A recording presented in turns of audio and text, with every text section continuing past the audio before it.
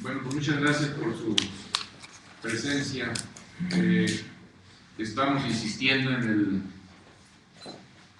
problema que trae la propuesta que anunció el gobierno federal el 21 de enero en la ciudad de Las Margaritas, Chiapas, y que el contenido lo dará a conocer el próximo 22 de febrero, según el decreto emitido por el propio presidente de la República.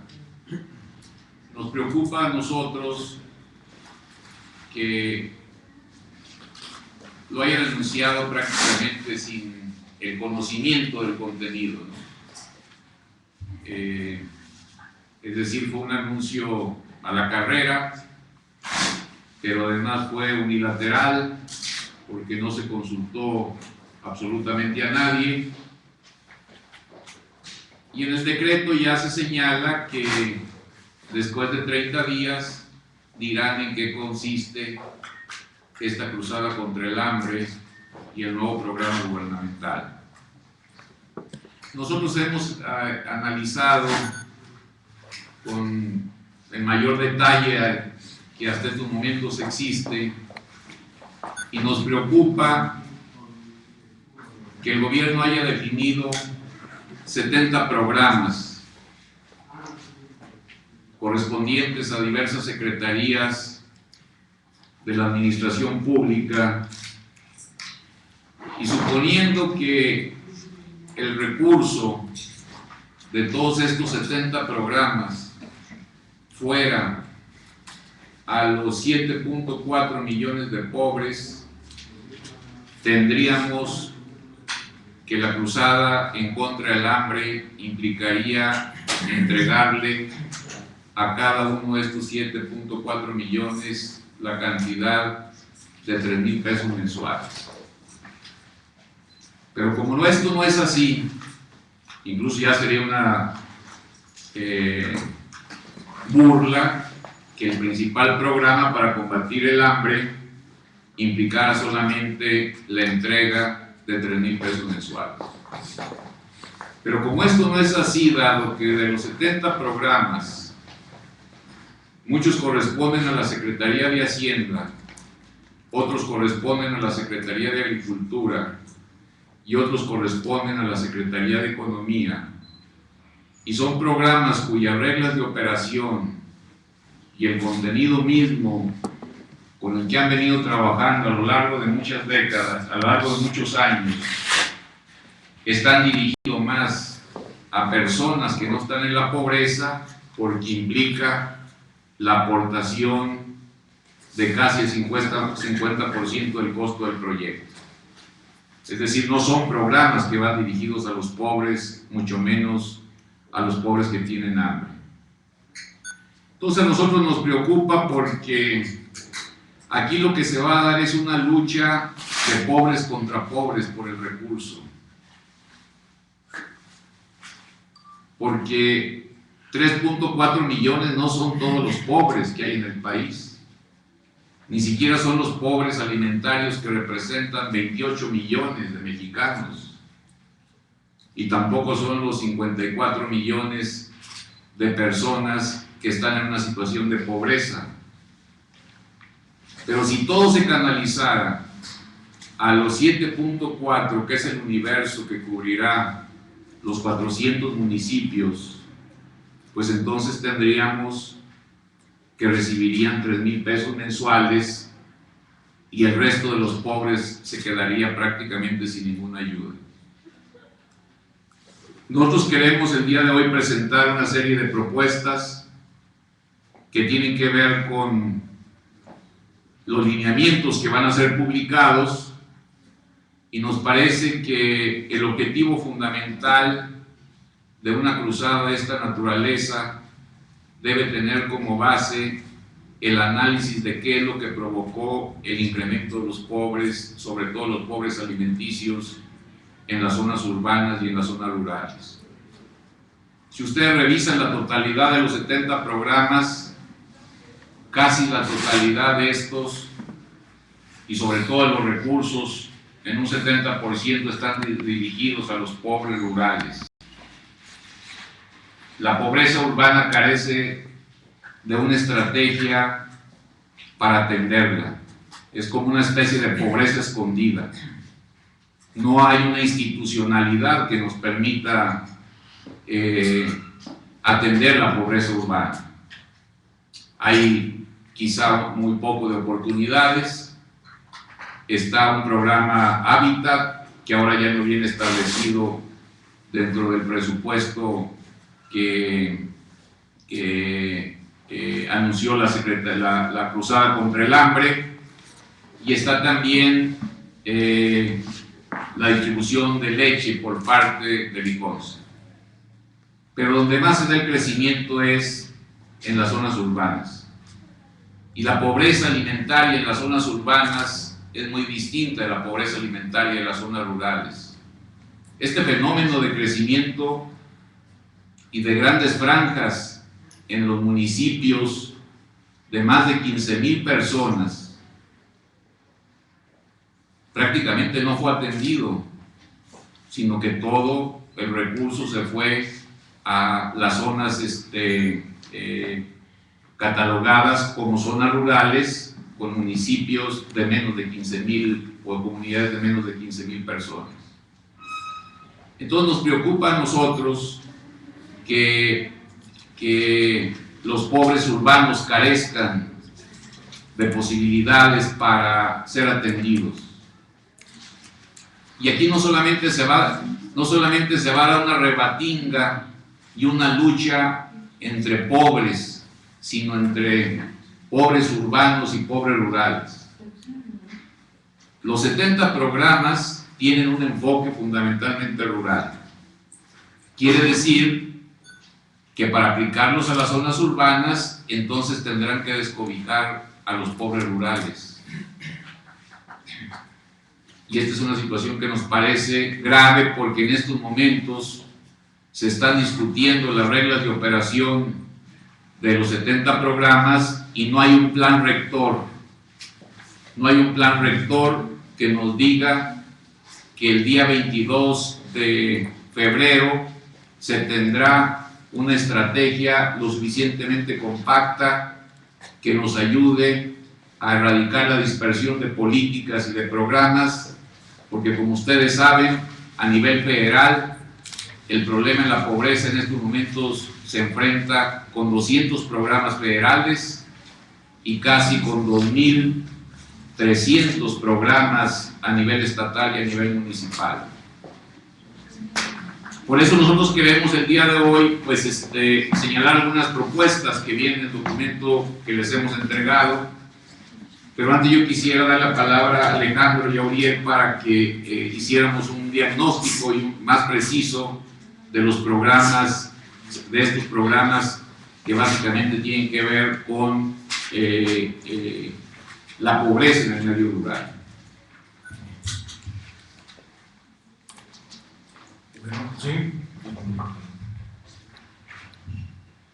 Sí, buenas tardes. Gracias por acompañarnos. En el documento que les entregamos, me gustaría que se pasaran las primeras páginas hasta donde comienza lo del problema mayor de la caída del ingreso. Lo que nosotros hemos encontrado como causa fundamental del aumento de la pobreza en el país ha sido la pérdida de ingresos, en particular de las familias que se encuentran en las áreas urbanas. Hay una disminución en la calidad del empleo, hay una disminución en la calidad de los suministros, hay un aumento de los precios, y eso es lo que provoca un aumento en la pobreza urbana. Como les señalamos en esa página, bueno, las primeras páginas se marca como hay una lámina en la que les señalamos algo que ya había señalado la Coneval. La pobreza en México disminuye relativamente desde 1994 hasta 2006, con cierta de manera tendencial. Sin embargo, después de 2006 empieza un crecimiento muy acelerado. ¿Cuáles fueron las causas de ese comportamiento? O sea, en la primera parte de 1994 a 2006 hay una relativa disposición de recursos por parte del gobierno federal, con más importancia todavía a partir del año 2000. En esos años es cuando más disminuye la pobreza de 2000 a 2006 y es cuando se ponen en marcha programas de suministro de alimentos importados. Hay un uso poco reflexivo acerca de qué hacer con las divisas disponibles en el país, acerca de los recursos disponibles en el país.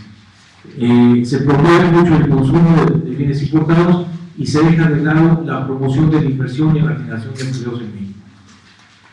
Esto, conforme llega la crisis de 2000, que comienza a finales de 2007, se revierte y crea una situación totalmente diferente a la que había antes, disminuye la disponibilidad de recursos, disminuye la posibilidad de seguir con esos programas de importaciones, aumenta el desempleo y se da una caída en el ingreso de la población urbana. En la siguiente lámina pueden ver cómo en el caso del número de pobres, la población en pobreza pasa de 48.8 millones en 2008 a 52 millones en 2010. Todo es un proceso de deterioro progresivo de las funciones económicas. Hay una destrucción de capacidad productiva tanto en el campo como en las áreas industriales, y llegamos a una situación en la que el número de trabajadores, el número de empleos que se generan en el país cada vez es más de menor calidad y con menores ingresos. Y en esta lámina ustedes podrán encontrar cómo mientras el salario mínimo crece a un nivel de 23.7% en el periodo del sexenio de Calderón, los niveles de precios de los productos básicos crecen en 46%. O sea, hay un rezago evidente en el nivel de ingreso con respecto a los precios de los bienes básicos. Lo mismo lo confirman las cifras de la Coneval, con la línea básica de bienestar mínimo, que crece en el caso del ámbito rural 46% y en el caso del ámbito urbano 45%. Es decir, en los dos casos, los insumos necesarios para la población, para el bienestar de la población, crecen más rápido sus precios que los ingresos en general de la población tanto urbana como rural. Y esto se refleja incluso en el comportamiento del impuesto ingreso-gasto de los hogares. En este cuadro, ¿sí?, ustedes pueden encontrar que del año 2008 a 2010, prácticamente todos los deciles de ingresos, tal como están establecidos en la encuesta ingreso-gasto, hay una disminución en la disponibilidad de recursos de las familias. Calculándolo en términos de ingresos per cápita, ¿sí?, en el caso del nivel más bajo pasa de 357 a 326, una disminución de casi 20 pesos en promedio. Pero en todos los niveles de todos los deciles hay una pérdida de poder adquisitivo. Y esto tiene que ver, estos cálculos están hechos a precios constantes, y esto lo que refleja es el impacto de las alzas de los precios de los insumos básicos, de los alimentos fundamentalmente. La pérdida del poder adquisitivo se refleja en un aumento de la población que se encuentra por debajo de las líneas de bienestar básico, de bienestar y las líneas mínimas de bienestar. Esto es, en 27 estados de la República, de 32, en todos ellos aumenta la población que se sitúa por abajo de la línea de bienestar. Y en 26 estados hay un aumento también en la población que se sitúa abajo de la línea de bienestar mínimo, es decir, no tienen posibilidades ni siquiera de abastecer sus alimentos básicos. En la tabla está ordenada de acuerdo con la línea de bienestar. Hay cosas muy importantes, me parece que habría que destacarlas, en estados que tradicionalmente habían logrado tener cierto nivel de desarrollo, como sería Chihuahua, la caída el aumento, perdón, en la población que está por debajo de la línea de bienestar es del 12 puntos porcentuales. En el caso de la California Sur es del 9.4 puntos porcentuales, en Sonora de 8.8. Y así nos encontramos en todos los estados un aumento de la población que se encuentra por abajo de la línea de bienestar, y en las siguientes columnas podemos comprobar que también se encuentra un crecimiento en la población que se sitúa abajo de la línea de bienestar mínimo, es decir, no alcanza para cubrir sus alimentos. Y hay porcentajes muy altos, por ejemplo, en el caso de Veracruz tenemos que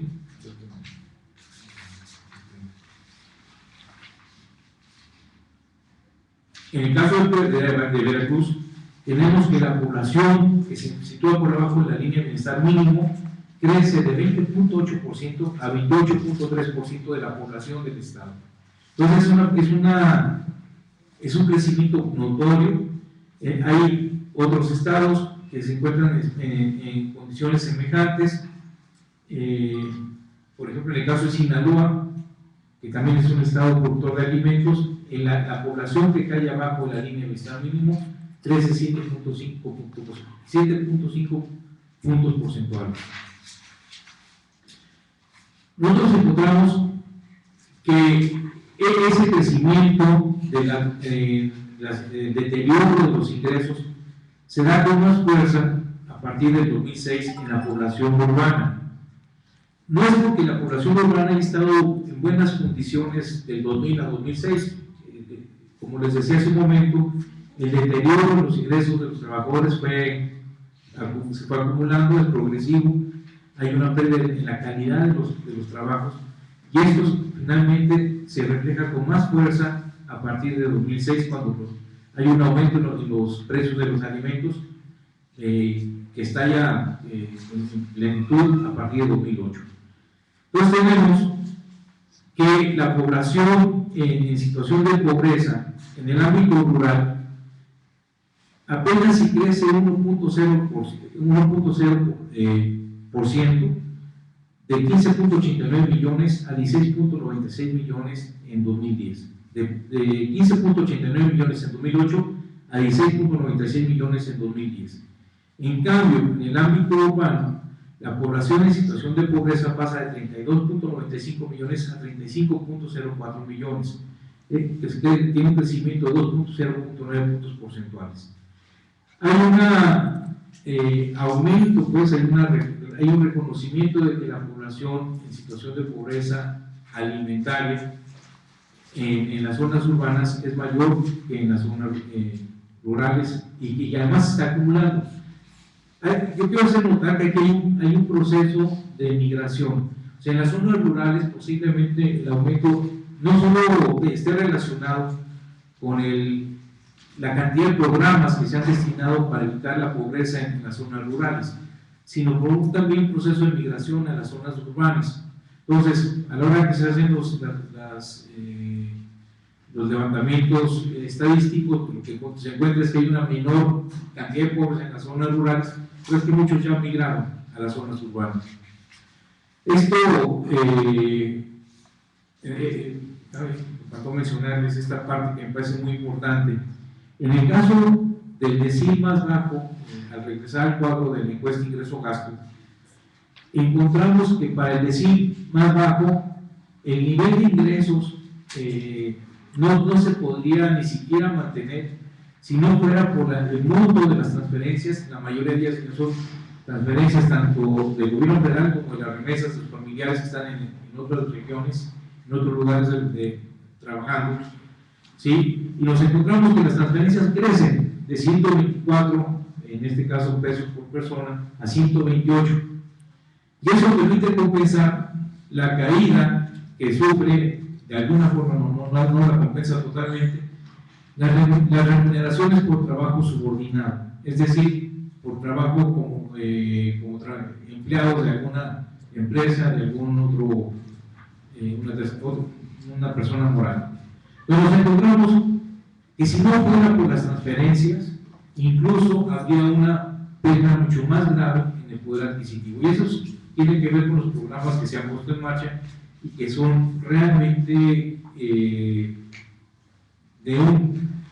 tienen un costo muy alto para la economía nacional, tienen una razón de ser, pero el problema es que no están funcionando, ¿sí? A pesar de que esos programas en el presupuesto de 2012 se situaron arriba de 317,000 millones, nada más los programas destinados a la pobreza, no contando los que están en la cruzada, sino los que clasifica la misma Secretaría de Hacienda, 317,000 millones, y eso no ha podido evitar que aumente el número de pobres, como lo pueden ver en esta gráfica, en el que la pobreza urbana y la pobreza rural crecen a partir de 2006, pero la pobreza urbana crece en mucho mayor medida, al grado que su participación en el total de la pobreza alimentaria pasa del 33.53% en ese grado de pobreza a 41.85%.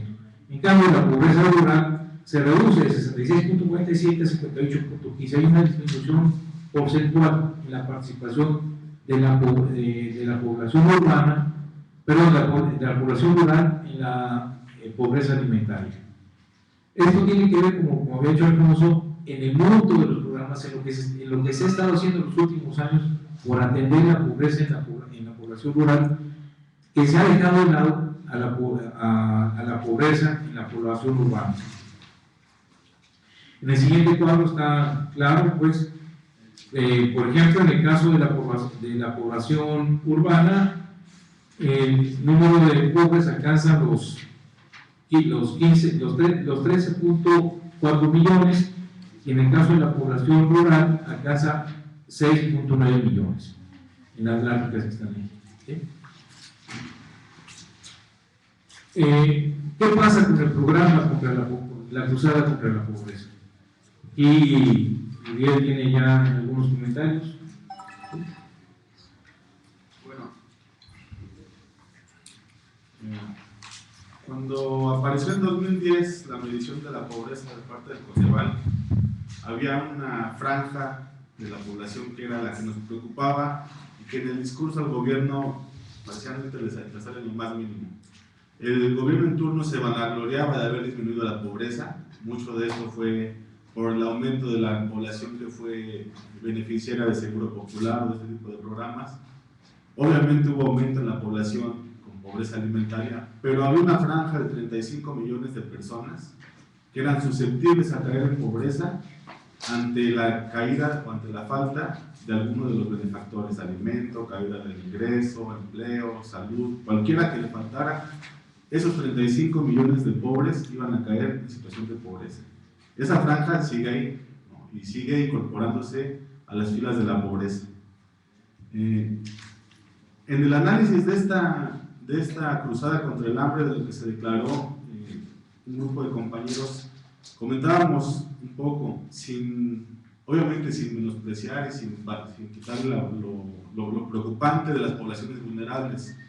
Él decía: yo no soy un menor de edad, no soy un adulto mayor, no soy población indígena, no soy una mujer en cuestiones de gestación o embarazada o con lactantes, no soy una mujer mayor de 40, estoy en mi edad productiva plena, no tengo empleo.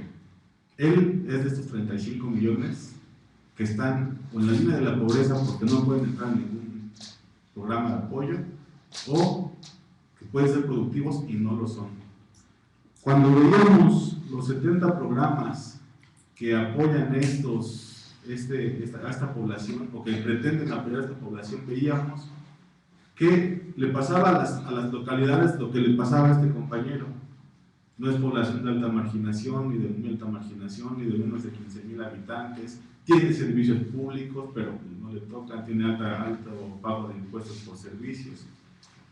Entonces, además veíamos el factor de la migración. La mayor parte de la población interna migrante es justo esta población que está en edad productiva, que es capaz de generar riqueza a partir de las actividades que no puede desarrollar por falta de oportunidades en sus territorios. Entonces, estos 35 millones de población vulnerable son lo más preocupante, creo yo, porque son eminentemente población que se va a sumar a las filas de la pobreza, porque ninguno de estos programas que anuncian en la cruzada del hambre los va a atender. Como decía Alfonso al principio, lo único que va a pasar es que se va a descobijar a los pobres rurales para atender a una buena parte de la población rural. Pero el problema es que, como dicen, o como decía por ahí la gente de Cedesol cacha a los pobres y no los va a sacar de ahí. Va a hacer que apenas con lo que les dé superen la línea mínima de bienestar. Y la mayoría de los programas de Cedesol, aunque los indicadores y las evaluaciones dicen otra cosa, sí tiene una tendencia asistencialista. Sí es la entrega de una despensa, sí es la transferencia de dinero para la compra de alimentos. Pero fuera de ello, ninguno de los programas los va a ayudar a hacerse de sus propios bienes y de sus propios servicios. No les va a dar para generar la riqueza mínima para salir adelante. Y no solo estamos hablando de alimentos, porque no solo es la alimentación lo que día a día preocupa a la gente, es la escuela, es la ropa, es todo lo que envuelve la vida cotidiana de las personas. Sin embargo, creemos que hay propuestas que se pueden hacer solo para flexibilizar y alcanzar a la población. Es decir, que el universo de atención los considere, particularmente en Cedesol. ¿Sí? Hay cosas muy claras, muy obvias, eliminar, por ejemplo, o aumentar el grado de marginación a media marginación o baja marginación.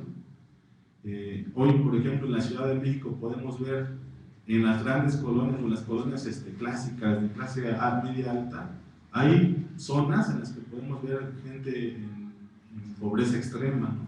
Vemos estas poblaciones abandonadas, olvidadas, vemos incluso las poblaciones de la calle en la Ciudad de México, que habitan en zonas de media o baja marginación, y que por solo ese hecho no son susceptibles de recibir algún apoyo. Entonces, uno de los primeros opciones para considerarlos como universo de atención es ampliar el grado de marginación. Otro, considerando que mucha de la población se encuentra en las grandes ciudades, es ampliar el número mínimo de habitantes por zona que se va a atender.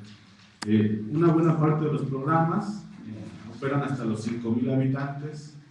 El único programa que tiende a la productividad en Cedesol, que es Opciones Productivas, alcanza hasta las poblaciones de 15,000 habitantes. Ninguna ciudad sería susceptible de esto. Ningún apoyo podría ser bajado en Iztapalapa o en la Gustavo Madero. Tal vez en la periferia, en la punta del cerro, allá en Chiquihuite, pero no al resto de la población. Entonces, por ejemplo, el programa Opciones Productivas, que tiene la vertiente del Fondo de Cofinanciamiento, que puede servir para pequeños proyectos, podría alcanzar a estas poblaciones si se aumenta el número de población límite que tiene cada programa. Se ha comentado Alfonso, los compañeros del Barzón, el aprovechamiento de la infraestructura del ICONSA y del ICONSA para alcanzar a las poblaciones de las ciudades. El programa de abasto rural de ICONSA opera solo en localidades de entre 200 y 2.500 personas. ¿Sí? Se puede aprovechar la red del ICONSA, que opera ya en las ciudades, para tener un abasto mayor que el de la leche. Y por ahí también está el dato del ICONSA. Los beneficiarios solo pueden ser lo que mencionábamos al principio: niños, adultos mayores, mujeres en lactancia, mujeres embarazadas, pero podríamos ampliar a que con una buena encuesta de ingreso-gasto, una relación de una persona, por ejemplo, que está desempleada, pueda ser susceptible de recibir el apoyo de la leche, sin menoscabo a que sea hombre o mujer o esté en edad productiva. Hay mucha gente que está en situación de pobreza en este momento alimentaria, que no tiene para comer el día a día, ni siquiera tiene para acceder al litro de leche. Acceder para ellos al litro de leche de ICONSA sería una cosa que los ayudaría a dar ese paso arriba de la línea mínima de bienestar. ¿Sí? Se pueden dar muchos ajustes en los programas. El problema es que no hay apoyos a la productividad. No hay cómo las personas generen su ingreso para comprar sus alimentos. Si no es porque el programa se los lleva, no lo va a haber. Y hay otra serie de programas que además están esperando ajuste entre las secretarías con los cambios en la ley orgánica, que habrá que ver cómo se manejan. Tienen como límite este mes de febrero para publicar reglas de operación, pero además vemos que estas reglas de operación vienen sujetas a lo que se publicó en el presupuesto de egresos de la Federación y ya traen límites, o sea, no vamos a poder aumentar a estos programas mucho más dinero de lo que ya viene anunciado. No van a poder cambiar estas reglas de operación, aunque sea un nuevo gobierno, porque es un gobierno que trae la inercia de la administración anterior. Tal vez al siguiente año podremos atender estas necesidades. Bueno, nada más, aquí tienen ustedes el decreto, son 70 programas, suman 289,000 millones de pesos. Vamos a suponer que esta cantidad de dinero se repartiera entre los 7.4 millones, entonces resulta que la famosa cruzada contra la pobreza implica 3,000 pesos mensuales para cada uno de los 7.4 millones de gente que quieren atender como estrategia fundamental del sexenio. Pero esto no es así, ni siquiera es así. Estos programas están dirigidos fundamentalmente al campo. Entonces, ¿qué van a hacer? Por decirles un ejemplo, opciones productivas, que tiene 400 millones de pesos.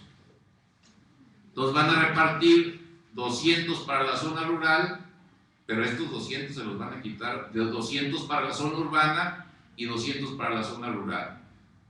Quiere decir que la única forma de atender a los pobres urbanos es quitándole dinero a los pobres rurales, porque el presupuesto ya está asignado, ya está definido.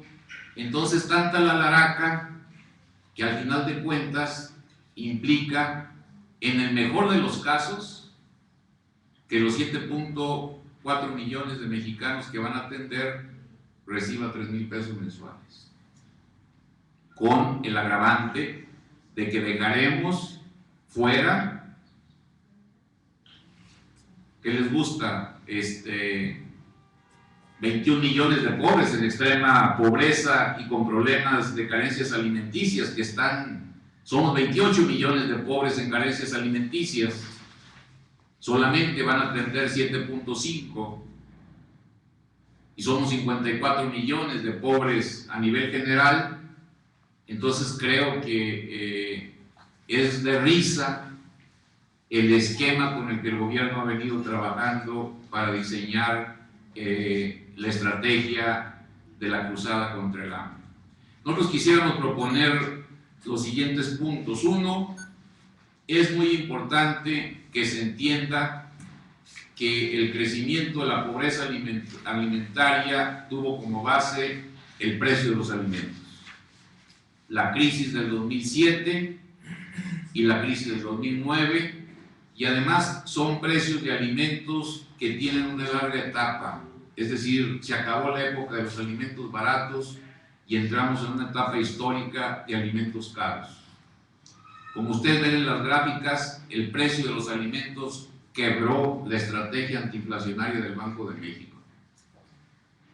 Entonces, lo que estamos nosotros diciendo es de que necesitamos fusionar Liconza y Liconza y el programa alimentario, hacer una sola empresa, volver a reconstruir la parte alimentaria que antes existía en el país, hacer una sola empresa en la distribución de leche, de maíz, de frijol, de huevo, de pollo, someter a esta empresa también a la posibilidad de que logre financiamiento, condicionar que esta empresa le compre a los pequeños productores a un precio justo y pueda entrar a un esquema de regulación de precios para quitarle la colusión y la complicidad que se establece entre muchas empresas que tienen el control de los alimentos en el país. Como ustedes saben, la segunda propuesta que nosotros hacemos, el Banco de México ya dijo que el 60% de la canasta básica no tiene competencia. Y el estudio reciente de la Comisión Federal de Competencia, que es el órgano antimonopólico de nuestro país, señaló que hay una estructura y un control oligopólico y monopólico del mercado agroalimentario que provoca que se esté llevando al consumidor con precios, con un sobreprecio del 30%. Lo que nosotros demandamos es que la parte de la competencia y el antimonopolio se ejerza con mayor fuerza en el mercado agroalimentario. Las multas que recientemente vieron ustedes a las empresas productoras de huevo o recientemente a la empresa Bachoco son de risa. Es decir, reformamos hace poco la Ley Federal de Competencia y el Código Penal Federal. Hasta ahorita, a pesar de la especulación con el huevo y con el pollo y con muchos otros alimentos, el gobierno fue incapaz para presentar una denuncia ante la PGR amparándose en las reformas que se hizo, donde la especulación, el acaparamiento y las prácticas monopólicas ya son también motivo de prisión, y el gobierno se fue simple y sencillamente por establecer una multa simbólica contra Bachoco y contra otras empresas productoras de huevo. Lo que está ocurriendo aquí es que, así como están las cosas y con este programa que lo hicieron a la carrera, con estos 70 programas que lo hicieron, nomás aventaron, no supieron cuáles son para el ámbito rural y el ámbito urbano. Lo que tenemos es que la Secretaría de Agricultura se ha convertido en una fábrica de pobres, porque el 80% de su presupuesto se va solamente al 10% de los productores. El 90% de los productores que tiene que atender la Secretaría de Agricultura solamente se llevan el 20% del presupuesto. Ni genera productividad, ni atiende las necesidades de un desarrollo sostenible en el ámbito agrícola, en el ámbito agropecuario, y tampoco está generando un incremento de la producción para acabar con la enorme dependencia alimentaria que estamos teniendo. La Secretaría de Economía se ha convertido en una fábrica de pobres, porque al final de cuentas ellos están dedicados a abrir las fronteras y a quitar aranceles, a incrementar las importaciones que destruyen a muchísimos productores de nuestro país, y se ha encargado también de proteger a todos aquellos que han especulado y acaparado y se han coludido en materia de precios. La Secretaría de Hacienda se ha convertido en una fábrica de pobres, porque las tasas de interés para el otorgar financiamiento son excesivamente altas y ha dejado a las zonas pobres, rurales y urbanas prácticamente sin posibilidad de acceder al financiamiento. Lo mismo la Secretaría de la Función Pública ha tolerado los robos de los gobernadores, los robos de los presidentes municipales. Casi hay una relación directa entre estados y municipios endeudados y estados que tienen incremento con la pobreza, y no se ha castigado a nadie. Entonces, todas las secretarías, alrededor de 10 secretarías se convierten permanentemente en una fábrica de pobres, y hay una sola secretaría que los atiende, que es Edesol. El problema es que camina mucho más acelerada la fabricación de pobres que la atención que se les da. Y es ridículo que hayan anunciado con toda la parafernalia una cruzada contra la pobreza, que en el mejor de los casos le dará 3,000 pesos mensuales a cada uno de los 7.2 millones de pesos, pero a costa de quitarle lo que ya tienen el resto de los pobres que hay en el país. Entonces quieren desatar en realidad una lucha entre los mismos pobres por los recursos, porque si antes llegaban 400 millones de pesos para los pobres rurales a través de opciones productivas, hoy esos mismos 400 millones tendrán que repartirse entre pobres rurales y pobres urbanos. Si hay otro programa, por decir, ustedes tienen ahí los datos, cualquiera que ustedes vean, todos estos están dirigidos a la pobreza rural. Entonces le van a quitar a los pobres urbanos para medio atender a los pobres rurales, porque de los 7.5 millones que dicen que van a atender, casi un 50% es urbano y casi un 50% es rural. Es decir, se van a ir más o menos distribuidos a la mitad el universo que va a atender la cruzada. El problema es que es el mismo dinero. El dinero no se estiró. El dinero aprobado por los diputados y que viene asignado a los 70 programas es el mismo dinero que prácticamente teníamos desde el año pasado. Y además es demagógico. Nosotros que tenemos conocimiento de las reglas de operación y de funcionamiento de estos programas, una buena parte, casi el 80% de estos programas no son dirigidos a los pobres porque implica una aportación para entrar al programa. Todos los que vienen en el rubro de Secretaría de Hacienda, en el rubro de Agricultura, la mayor parte de los que vienen en el rubro de la Secretaría de Economía, implica aportación para entrar al programa. Entonces, que no nos salgan ahora con que la estrategia para la cruzada contra el hambre tiene un presupuesto multimillonario, porque al final de cuentas es engañar a la población pensando que va a acceder a muchos de estos programas cuando en realidad no es cierto. Es totalmente falso. Sí.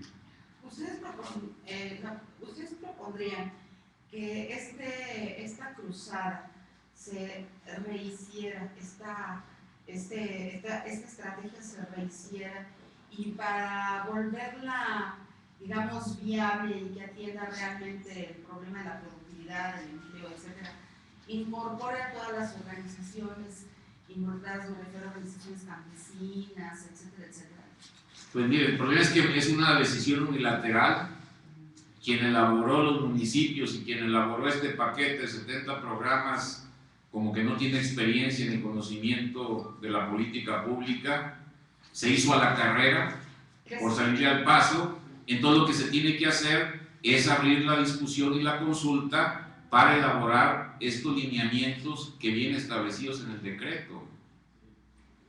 O sea, nunca había existido tanta cerrazón en el gobierno federal para que la gente participara en una consulta, diera sus opiniones, pudieran invitarse a organizaciones civiles, a instituciones académicas, para que juntos pudiéramos establecer los lineamientos. Como que nomás aventaron los programas para pantallar con 280,000 millones de pesos, pero no se dieron cuenta que si esos 280,000 millones de pesos los distribuyen entre 7.5 millones que quieren atender, pues toca de 3,000 pesos mensuales a cada persona, pero sobre la base de quitarle la cobija al resto de los pobres que son atendidos en la actualidad en las zonas urbanas y en las zonas rurales. Entonces, ante la gravedad, la inoperancia de la estrategia, si es necesario que haya una apertura a nivel nacional, que se haga un debate,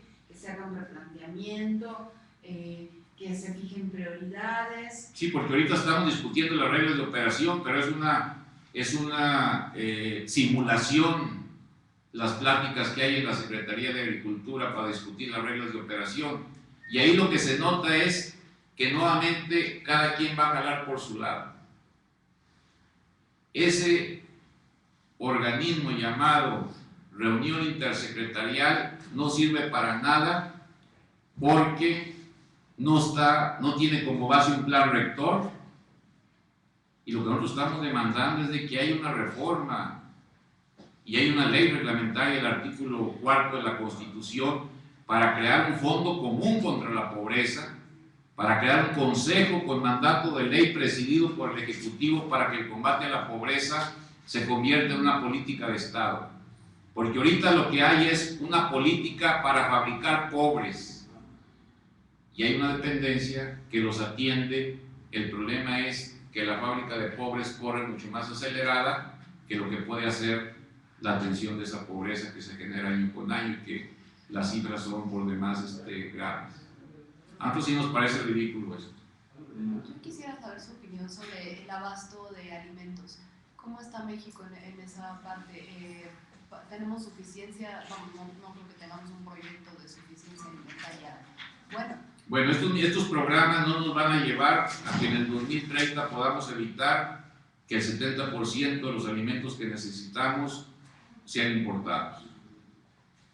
Lo que están diciendo es que las cosas van a seguir igual, y si siguen igual, en el 2030 70% de los alimentos los traeremos del otro lado. Hay un potencial productivo inmenso. Tenemos 10 millones de hectáreas abiertas al cultivo que no producen, que no se les da ningún apoyo. Están, a pesar de que pueden ser productivas, están totalmente muertas. Y el otro problema es de que el abasto, el sistema de abasto fue desmantelado. Lo que hace Liconsa y Liconsa ahora es una caricatura. Por eso nosotros lo que queremos es fusionar Liconsa y fusionar el programa alimentario, una sola empresa que este año pudiera operar con cerca de 9,000 millones de pesos para atender compras. Como una de las cosas exitosas del programa Hambre Cero en Brasil es que el Estado compra a precio justo al pequeño productor y entra de una u otra manera a la regulación de precios al consumidor. El problema que existe ahora es que 2 o 3 empresas tienen el control del acopio y pagan el precio que quieran. Y son 2 o 3 empresas también aquellas que controlan la venta de los principales productos.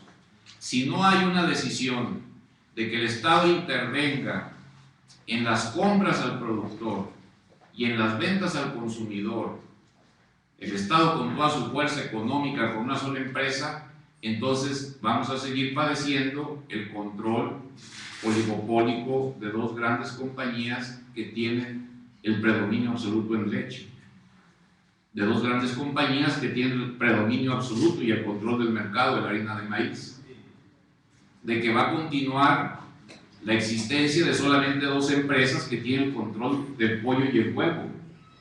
Es decir, para que esta estrategia funcione, debe desarrollarse una verdadera lucha contra los monopolios y los oligopolios que tienen el control del mercado agroalimentario en el país. ¿Y si puede señalar cuáles son estos monopolios y oligopolios? En el caso de la leche usted tiene al Alba y el Pura. En el caso de la harina de maíz usted tiene a Minsa y a Maseca.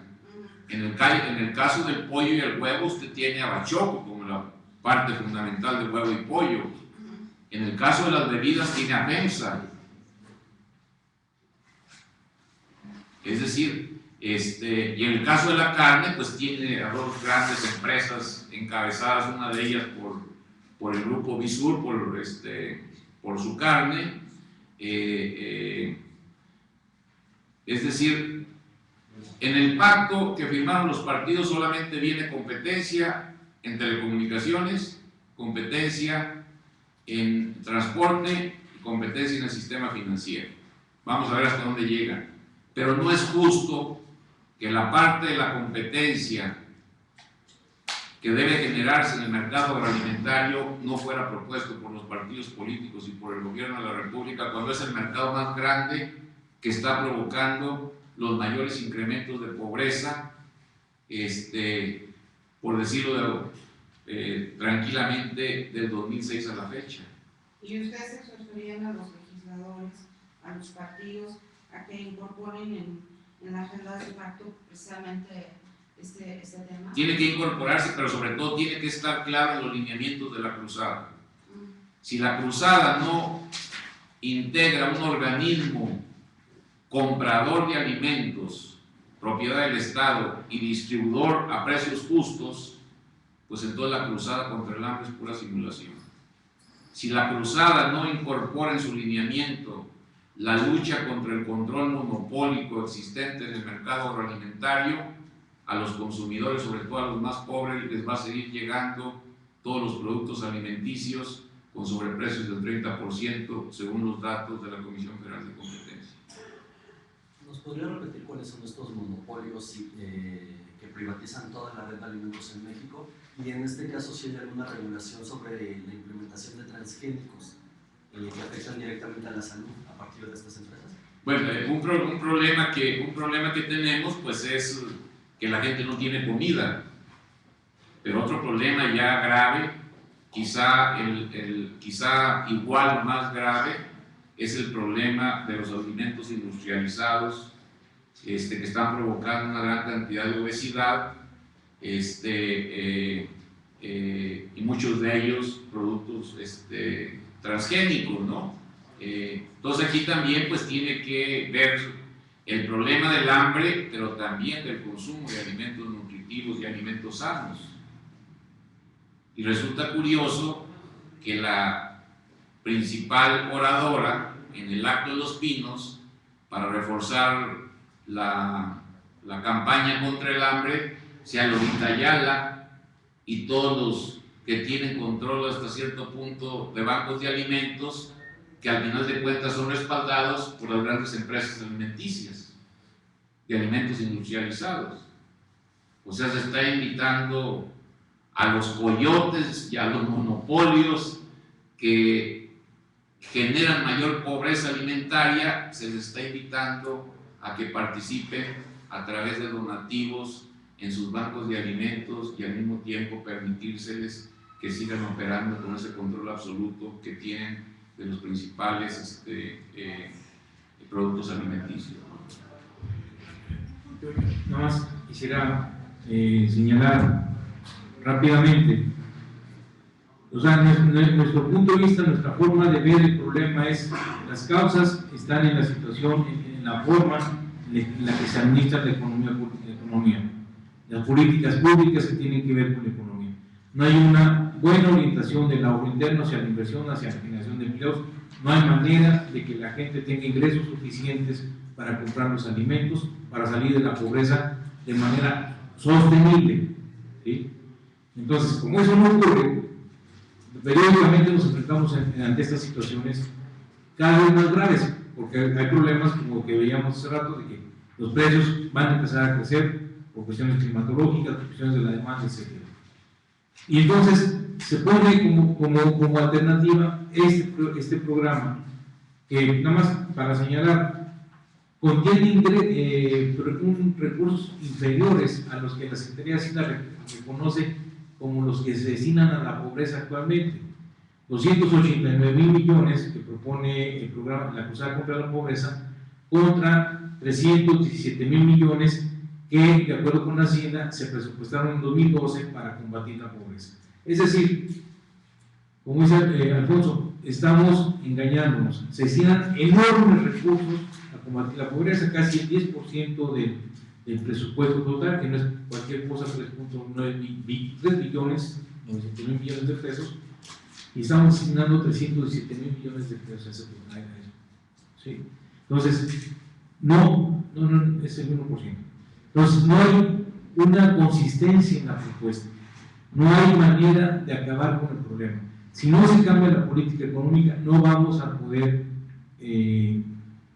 realmente vencer a la pobreza, realmente generar ingresos suficientes, que la gente tenga ingresos suficientes para su consumo. Y yo les invitaría a leer en la última parte de los documentos que les entregamos, las propuestas que ya hicimos, donde está lo de órgano único, la política única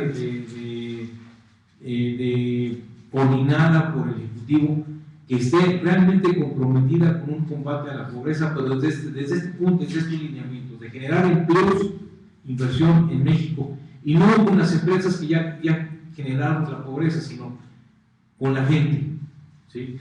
La necesidad de darle más fuerza a la producción micro y pequeña del campo, que es la única alternativa que puede permitirnos lograr la soberanía alimentaria, fusionar las empresas paraestatales, Liconsa y Liconsa, aplicar las acciones antimonopólicas, pero aplicarlas realmente y ponerles límites a esas empresas que se sobreponen al Estado, parece que lo controlan literalmente.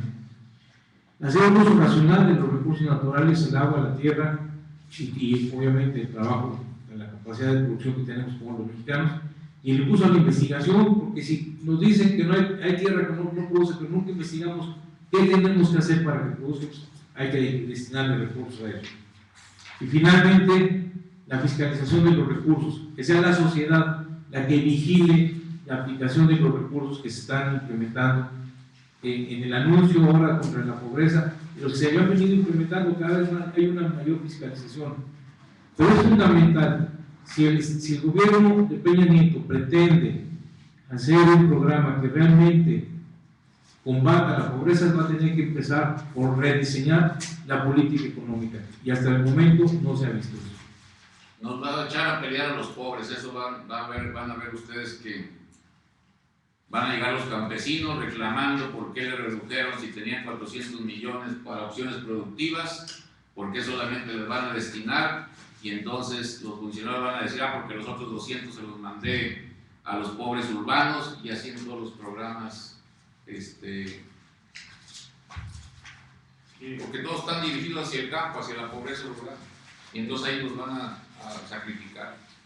Y tampoco queremos que pasen cosas como la que pasa con oportunidades en las zonas de muy alta marginación. En cuanto se recibe el apoyo económico, la gente lo que hace es ir a comprar Maruchan, es ir a comprar Coca-Cola, es ir a comprar la Yara de Pura, ¿no? O sea, volvemos a caer en beneficiar, a final de cuentas, a estos grandes monopolios, cosa que ya tienen una dominancia total en las ciudades, ¿no? No hay que olvidar al oligopolio de la comercialización en las grandes ciudades, ¿no? Walmart, Chedraui, Comercial Mexicana, que no solo encarecen, como sabemos, también una buena parte del precio de los alimentos, sino que destruyen completamente a la pequeña competencia, tiendas, mercados, centrales de abasto, ¿sí? Esos municipios que además, como decía Alfonso, digo, estos monopolios que son, que cuando se abren cupos de importación de huevo, de azúcar, de leche, ellos a través de sus subsidiarias son los primeros en recibir estos cupos de importación. Muy bien, pues muchísimas gracias. Gracias.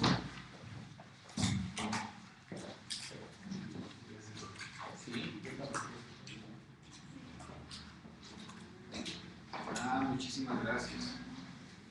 Sí, gracias.